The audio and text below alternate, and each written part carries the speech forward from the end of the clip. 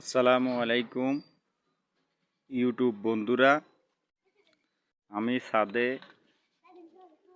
একটা সবজি ক্ষেত করলাম। দেখেন, আলহামদুলিল্লাহ অনেকগুলো ফুল আসছে, কিন্তু ফলনও আসতেছে। আমি তো বুঝতেছি না গাছের কালারগুলো হলুদ কেন হচ্ছে।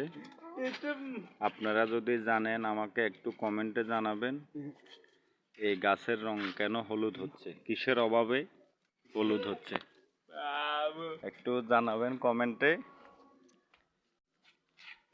এগুলা হলুদ হয়ে যাচ্ছে।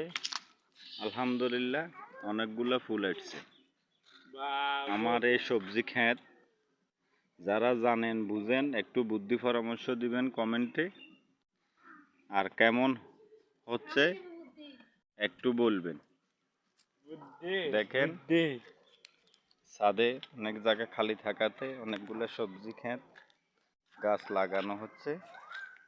দেখেন, এগুলো মিষ্টি কুমড়া, শশা লাগানো হচ্ছে। কিরকম হলো বলবেন সবাই, ইউটিউব বন্ধুরা একটু জানাবেন। আসসালামু আলাইকুম, সবাই ভালো থাকবেন আর আমাকে একটু বুদ্ধি পরামর্শ দিবেন।